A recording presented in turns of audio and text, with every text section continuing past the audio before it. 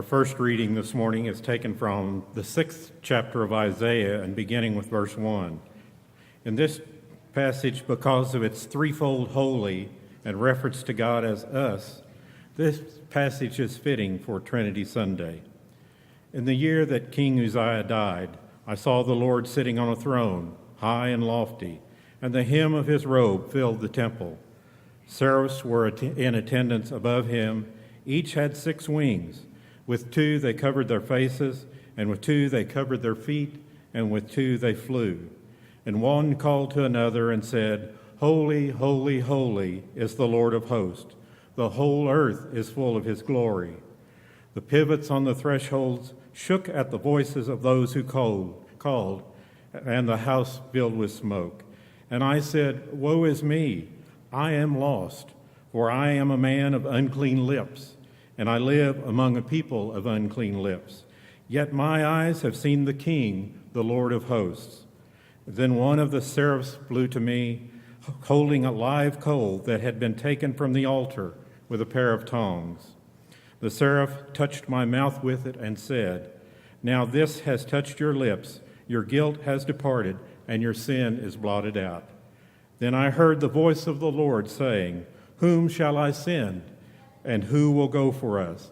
And I said, Here am I, send me.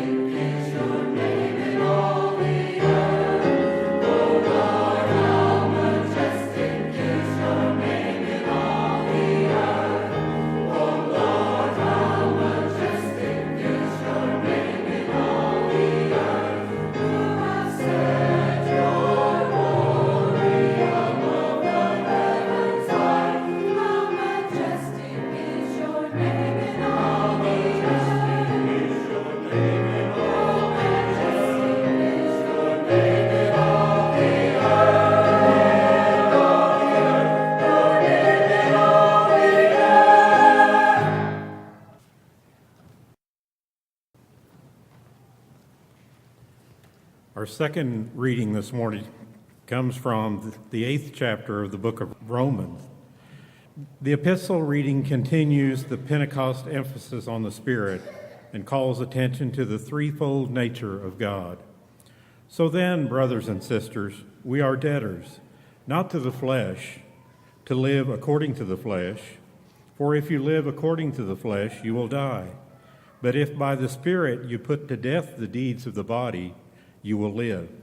For all who are led by the Spirit of God are children of God. For you did not receive a spirit of slavery to fall back into fear, but you have received a spirit of adoption, when we cry, Abba, Father. It is that very Spirit bearing witness within our spirit that we are children of God. And if children, then heirs, heirs of God and joint heirs with Christ, if in fact we suffer with him, so that we may be also glorified with him.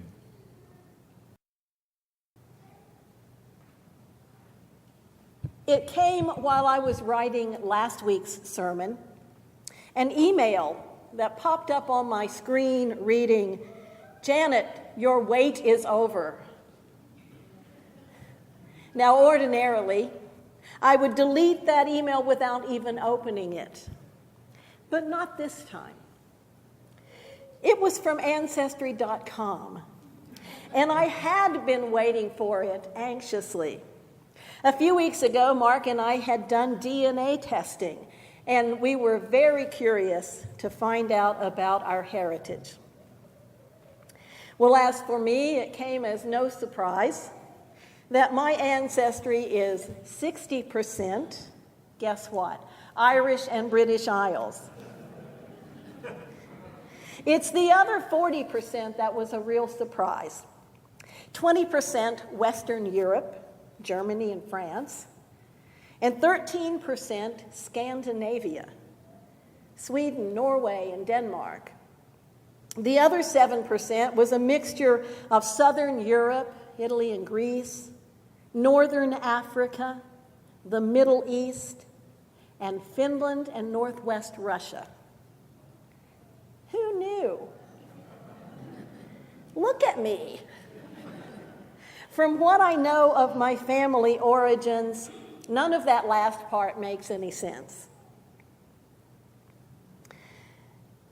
That leaves a lot of questions to be answered after I retire, but I find it all fascinating. A few weeks ago, when I looked at this week's lectionary readings, I had no idea what I wanted to focus on. But now, with DNA results in hand, this passage from Romans about being heirs of God and joint heirs with Christ catches my attention. It's part of a chapter in which Paul writes about new life in the Spirit, and a fitting text for this first Sunday after Pentecost, also known as Trinity Sunday, but we'll come back to that later. Paul begins this section by contrasting life in the flesh and living by the Spirit.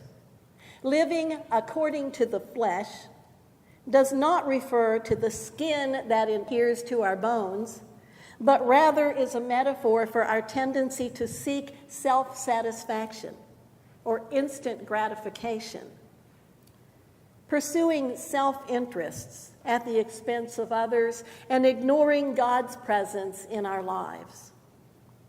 We might think of creature comforts as an example of life in the flesh, which according to Paul leads to death. And in this context, that does not mean physical death, but death of what God intends us to be, spiritual death. The answer is to put to death the deeds of the body, that is, our human weakness, and to live by the Spirit. Those who are led by the Spirit are children of God, he says, having been adopted as God's children through faith and baptism. It is the Spirit that transforms us from slaves to adopted children and makes us members of God's family. Adoption was not a normal practice among the Jews. Joseph Fitzmyer, in his Anchor Bible commentary on Romans, explains that in the Greco-Roman world, it was a legal term for the assumption of a person into the sonship of a natural family, perhaps to become a male heir. Paul borrowed the term to describe baptized Christians who have been taken into the family of God under the paternal authority of God, not as fearful slaves, but as adopted children.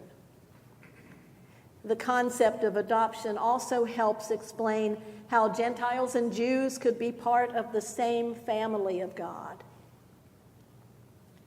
Paul continues in verses 15 and 16, when we cry out, Abba, Father, that very Spirit bears witness with our spirit that we are children of God.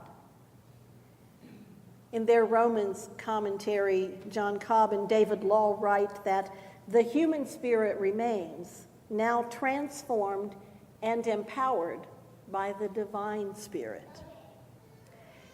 And they point out that the Greek can also be translated, the Spirit itself bears witness to our spirit that we are children of God, making the distinction between our spirit and the divine Spirit even clearer. In early Christian communities, spirit was an experienced reality that began with baptism and led to prophecy and speaking in tongues. Paul's understanding had more to do with life transformation and relationship between the Spirit and the faithful. It was through this indwelling of the Spirit that they became children of God and joint heirs with Christ.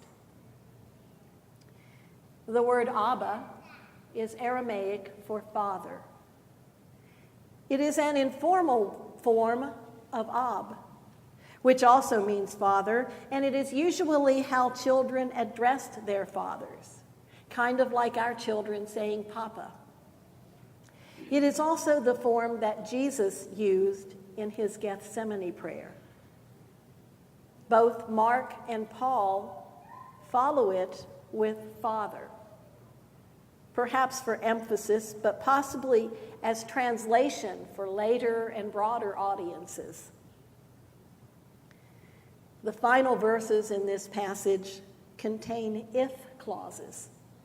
If children of God, then heirs of God and joint heirs with Christ.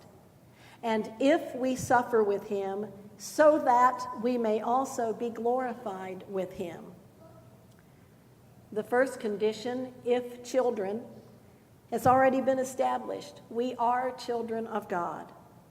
So that makes us sisters and brothers of Christ and heirs of all the blessings bestowed upon him. But the second condition adds suffering with him, which is imposed by the hostility of our society and is to be expected when we live in loyalty to Christ. Now, as I mentioned earlier, this Sunday is also known as Trinity Sunday. It is the only Sunday in the church year where we celebrate a doctrine, the only day that doesn't celebrate a saint or an event. Theologians have argued over the doctrine of the Trinity for centuries. The First Council of Constantinople in 381 CE addressed especially the third person of the Trinity and confirmed the Nicene Creed, which affirms belief in the Trinity. As non-creedal disciples, though, we may not have much interest in the Trinity or understand it. We're in good company, Even the church father Augustine said it was beyond him. Our interfaith friends wonder how we who call ourselves monotheistic can have three gods. Many preachers don't even want to talk about it. But the doctrine of the Trinity shows the various ways God's presence and action is revealed to us. Indeed, we could look at the Trinity as a symbol of diversity, a metaphor for the different aspects and functions of God's personhood. This passage from Romans is considered a Trinitarian passage and is read on this day because it makes a reference to all the persons of the Trinity. We are children of God, joint heirs with Christ, and led by the Spirit. Former Luther Seminary President Dr. David Lowes posed the question of how knowing we are that important to God might make a difference in our lives. How different might our relationships be knowing that we are one in the Spirit? How might our challenges at work or school be put into perspective knowing we are co-heirs with Christ? And what kind of risks might we be willing to take knowing that the Creator and Sustainer of the universe has our back? We are all part of a family, whether a birth family, an adoptive family, a step family, a foster family, or an institutional family, those with whom we attend school or church. We all have that experience in some way, sharing a common life with others. Now, Paul reminds us that we are all part of the family of God. That sounds wonderful, knowing we have brothers and sisters all over the world. And we are called to be loving, accepting, and encouraging. But remember what our choir sang last week? That the church is built with human frailty. That means flawed, imperfect people who don't always act as they should. Just like in any family, we have to learn to accept one another, to get along with each other, and sometimes to forgive one another. We have to learn how to live together.